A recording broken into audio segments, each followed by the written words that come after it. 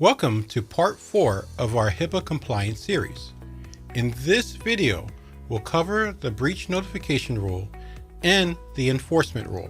These rules explain what must happen if a data breach occurs and the potential consequences for non-compliance. A breach is an unauthorized acquisition, access, use, or disclosure of PHI that compromises its security or privacy.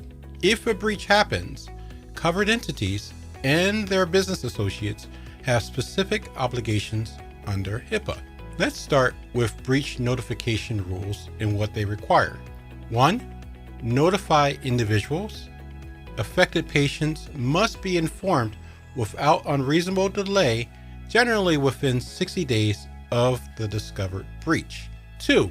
Notify HHS. Depending on the size of the breach, you may need to notify the Department of Health and Human Services immediately or in an annual report. 3. Notify the media. If the breach affects more than 500 residents of a particular area, you must notify local media outlets. The notice must explain what happened, the information involved, steps taken to investigate and mitigate damage, and how patients can protect themselves.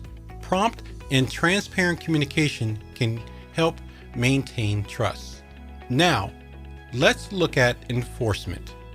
HIPAA compliance is overseen by the Office for Civil Rights, known as OCR, at the HHS. If an investigation finds your organization failed to comply, it could face civil or criminal penalties, including fines that can reach millions of dollars. Penalties depend on factors like the nature and the extent of the violation, the harm caused, and whether the entity has taken steps to comply or correct the issue. The penalty structure includes 4 tiers, ranging from unknowing violations to willful neglect. It's critical to maintain ongoing compliance through regular risk assessments, employee training, and updated policies.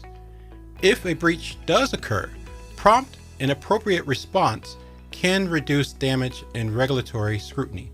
Let's wrap up with a quick quiz on breach notification and enforcement before we move on to our final video on best practices.